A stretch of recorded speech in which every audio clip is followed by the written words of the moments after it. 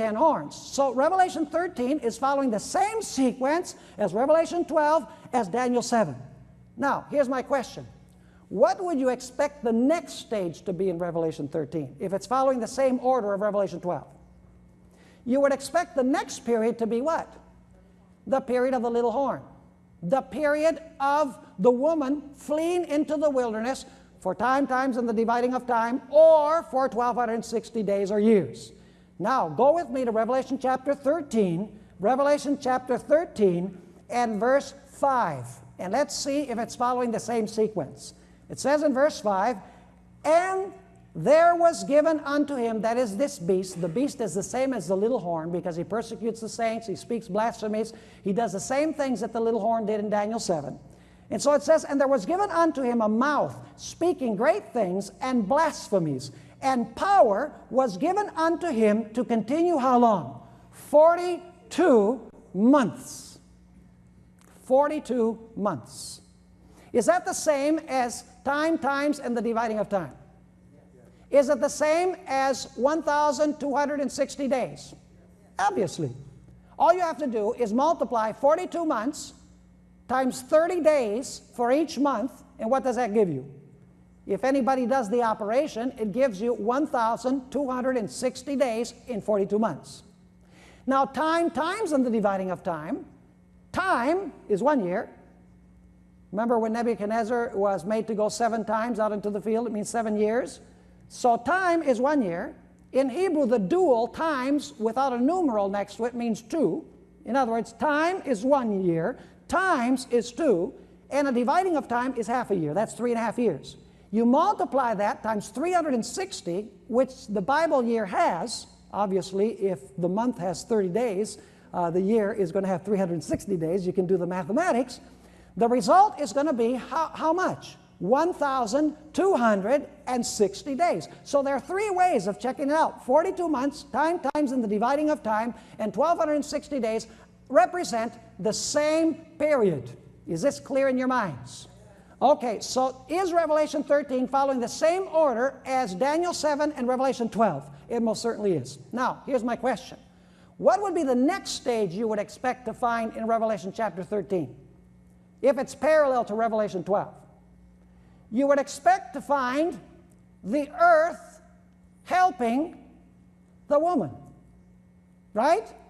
Go with me to Revelation chapter 13, and let's read verses 9 and 10 to set the stage for verse 11. Revelation chapter 13 and verses 9 and 10.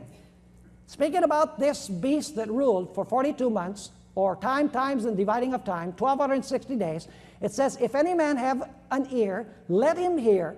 He that leadeth into captivity shall go into captivity." See, this power captivated people for 1,260 years. And it says here, this power is going to be led into captivity. "He that killeth with the sword must be killed with the sword. Here is the patience and the faith of the saints." And then notice verse 11. "As soon as this power receives the deadly wound," which we call the deadly wound, there's another power that rises. And where does it arise from? Revelation 13 verse 11 says, "And I beheld another beast coming up out of the earth." Now, what does a beast represent in Bible prophecy? A beast represents a kingdom. Now, Revelation 12, we notice that the woman fled to a certain territory, the earth, right? But in Revelation 13, there's an added detail, and that is that in this territory, there arose from that territory a what? A kingdom. And did this kingdom have benevolent characteristics, at least at first? Yes, because it says it had 2 horns like a what? Like a lamb. And the lamb in Scripture represents Jesus Christ. So at first, does this beast have a benevolent character, and does it help God's people? It most certainly does. But do you remember Revelation 12, after it says that the woman flees into the wilderness, and the earth helps the woman, it says, then the dragon is wroth with the woman? What would you expect the next stage to be in Revelation 13? It must be the anger of the dragon. Are you following me? Now notice once again verse 11 of chapter 13. It says, "And I beheld another beast coming up out of the earth, and he had 2 horns like a lamb, and he spake as a dragon." Do you see the same sequence that we find in Revelation 12? Let's go through it. Revelation 12 begins in the Old Testament, right? Did you catch that point? Child hasn't been born yet.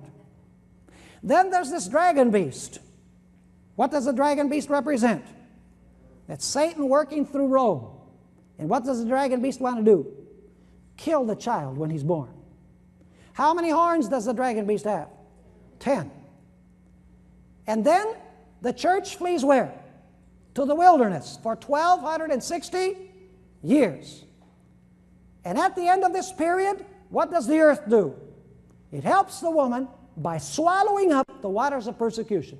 And then the dragon is filled with rage, because on the earth now are people who keep the commandments of God and have the testimony of Jesus Christ.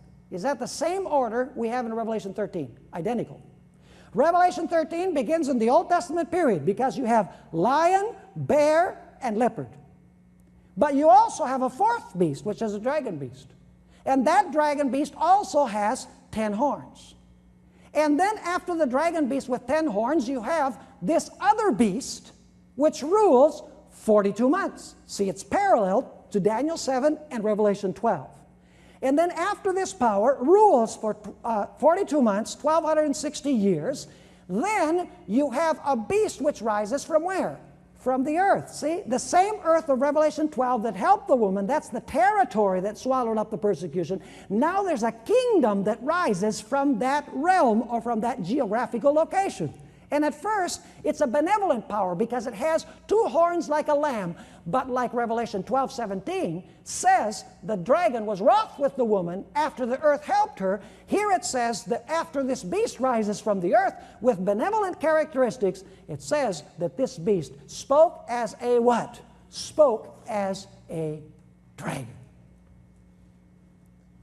Now, we've studied the basic structure of Daniel 7, Revelation 12, and Revelation 13.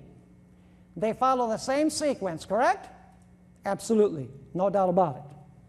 Now, here's my question. When would we expect this remnant to arise which has the testimony of Jesus Christ or the spirit of prophecy, and where would we expect this church, this remnant church, to arise? Would it be during the period of Babylon? No. Would it be during the period of Medo-Persia? No. Would it be during the period of Greece? No. Would it be during the period of Rome? No. Would it be during the period that Rome was divided into 10 kingdoms?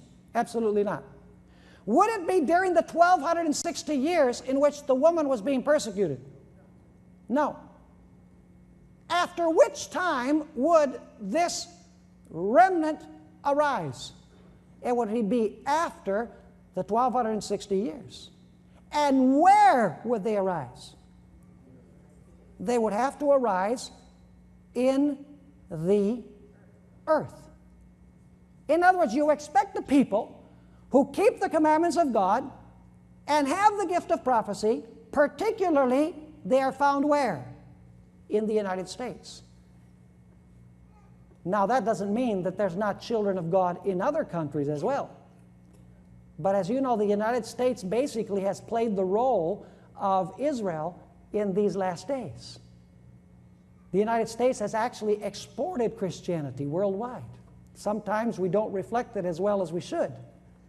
And yet the United States, through its technology and through the universal language of English and many other factors, has proliferated the Christian message on a worldwide scale.